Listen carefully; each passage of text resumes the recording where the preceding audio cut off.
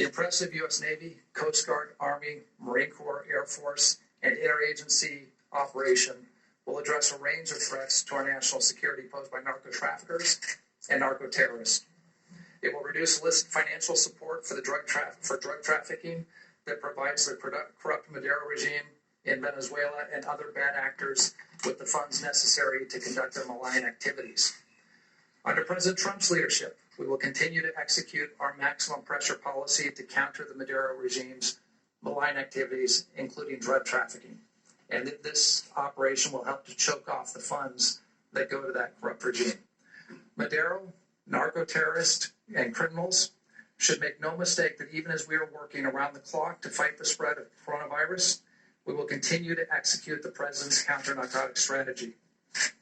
We're working on a number of important national security priorities as we face this public health crisis. The United States will continue to combat disinformation and fake news about this virus. We will work with the world's largest oil producers to address volatility in global oil markets. We will always protect our servicemen and servicewomen around the world, including in Iraq and Afghanistan. I want the American people to know that President Trump and Vice President Pence and their administration are working tirelessly every day to protect the health and well-being of Americans and respond to the coronavirus. Our adversaries should take note, however, this president has a clear-eyed focus on America's national security interest. And let me be clear, it would be a mistake with terrible consequences for any adversary to attempt to do us harm during this health crisis or ever for that matter. Thank you very much. Thank you, Mr. President. Okay. So do we have any questions on this? Because this group is going to go back to work. Okay. Question either for you, Mr. President, or Secretary Hesper. What has changed that is allowing these assets to be deployed now, whereas General Barr said in the past they were not available? Well, for a long time, we've had a lot of drugs coming into our country, and it's not that it's increased. We've probably got it down a little bit, but it's still a tremendous number. Families are being ruined, lives are being ruined. It's an incredible thing, especially as you're at this position. You would never believe it. I see things that nobody would believe. I see reports that nobody would believe. So I met with the group behind me, all of them, and we said, what do you think we can do? And they think they can interdict. They think that we can stop it before it gets to the shores, and they're coming from all over the place. And we have incredibly talented people. So I think I'm going to let Mark just give him a little bit of an answer to that. But we just want to see if we can stop a good percentage of the drugs coming into our country. Sure thing. Thanks, Mr. President. So first of all, it's simply a matter of prioritization. The President's given us very clear guidance on what's important to him and protecting the American people. And as some of you know, I began a review months ago looking at all of our different geographic combatant commands and looking at where we can free up time, money, and resources to put into other endeavors. In this case, we had scrutinized our inventory fairly closely. The Chairman Milley did a great deal of work on this with Admiral Gilday, and we felt that there was no risk to the fleet, to our operations, to free up, in this case, naval ships. We also freed up aircraft and other assets to apply them to this presidential priority. And, of course, the Coast Guard did the same. So it was a very good operation. We feel this is very important to the American people and completely in line with the President's direction. How long will you be able to keep up this operational tempo? Well, it depends. What we're going to do is we're going to run it for some amount of time. I'm not going to disclose how long that will be, and then we will assess it. And then we'll make adjustments from there. We may increase, we may decrease, we may sustain as is. But this will be an assessment we will do as an interagency team. We will report back to the President, and we will take further guidance from there. And, you know, we didn't do it for this reason, but it'll also have an impact on the virus because we have people trying to get in. So not only drugs, but now we have a new phenomenon, and that's at least for the next, hopefully short period of time, the virus, so we'll be able to have an impact on that too, please. Yeah, Mr. President, could you expand on that a little bit, because you tie it to COVID-19, saying that these drug cartels were taking advantage of the situation, of this pandemic. How exactly? Well, because we're focused on so many other parts of the country and even parts of the world.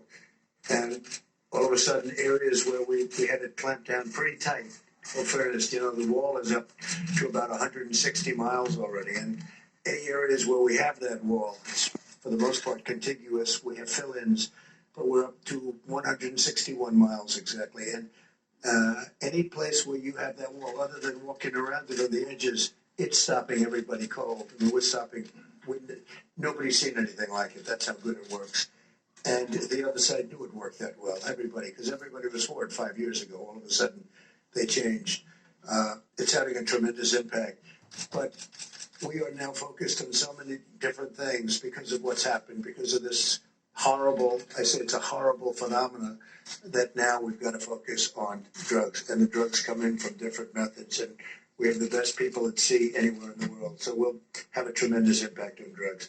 But one of the other things will also have an impact, we think, on the virus. Okay.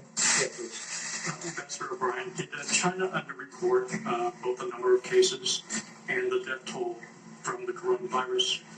And if that's the case, Mr. President, what does that mean for our relationship with China and your relationship with President Xi? Well, number one, I think the president has a great relationship with President Xi, and we'd like to have a great relationship with China.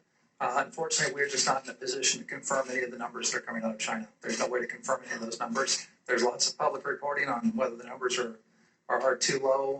You got access to those reports that are coming out of Chinese social media, and some of the few reporters that are left in China. We just have no way to confirm any of those numbers. Thank you. We really don't know. How do we know whether they had to report it however they report? But we had a great call the other night. We're working together on a lot of different things, including trade. They're buying a lot. They're spending a lot of money. They're giving it to our farmers. They're paying our farmers for the product. So, we're gonna continue that along. John, yeah. I have another one, sir. You tweeted earlier today that there was, you have uncovered intelligence that there was a sneak attack being planned against American troops, American assets in Iraq. We're talking about Kataib, Hezbollah again. Also, like I said, but we just have information that they were planning something, and it's very good information. It was led by Iran, not necessarily Iran, but by groups supported by Iran, but that to me is Iran. And we're just saying, don't do it. Don't do it. It would be a very bad thing for them if they did it. The last time they did do it in early March at Camp Taji, there was a response from the military against Kataib Hezbollah and Kataib Hezbollah alone. Your That was tweets, a very powerful response, by the way. That response knocked out 5 different places, but it also took out a lot of very bad people. your tweets suggest, though, that if it happens again, it may go up the food chain. Well, that was a very big response. We knocked out a lot. We looked at, they hit one site, we hit 5 big ones in ammunition sites. You saw what happened, and I won't say how many people were killed, but some bad people were killed, and a lot of them. That was a big response. But this response will be bigger if they do something. Yeah, I do have one question. Yes, thank you, Mr. President. Just going back to your conversation with President Xi, wondering if you received an intelligence report that talked about the discrepancy in the numbers, and if you addressed that with We have not received that, but their numbers seem to be a little bit on the light side. And I'm being nice when I say that, relative to what we witnessed and what was reported. But we discussed that with him, not so much the numbers as what they did and how they're doing. And we're in constant communication with, I would say the biggest communication is myself and President Xi. The relationship's very good. We have, look, they're spending, they will be spending when things even out. This is obviously a little bit of a hurdle, what's happened over the last month. But they'll be spending $250 billion buying our product, $50 billion to the farmers alone, $200 billion to other things. They never did that before. So we have a great trade deal, and we'd like to keep it. They'd like to keep it. And the relationship is good. As to whether or not their numbers are accurate, I'm not an accountant from China. frame things at all in terms of the trade deals? No, because people just don't know. People don't know where did it come from. I think we all understand where it came from. And President Xi understands that. We don't have to make a big deal out of it. We didn't like the fact that they said it came from our soldiers, and they haven't pursued that. It was, and that was a mid-level person said that. That was not a high-level person. So I will always assume the best. I'll assume the high-level people didn't know about it. It was a foolish statement. So look, the relationship with China is a good one, and my relationship with him is really good. Please. Can I follow up just on that point on Chinese propaganda that you mentioned as well as Ambassador O'Brien?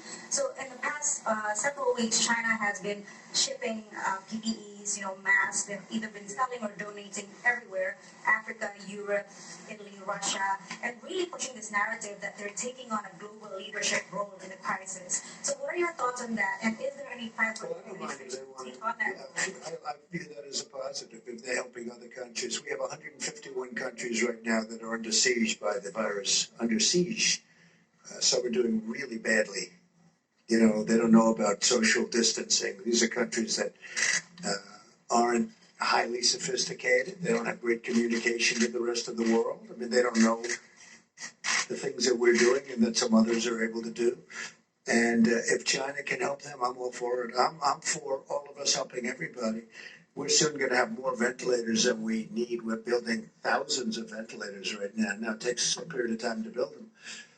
And again, nobody could have known a thing like this could happen. We're building thousands. We will fairly soon be at a point where we have far more than we can use, even after we stockpile for some future catastrophe, which we hope doesn't happen.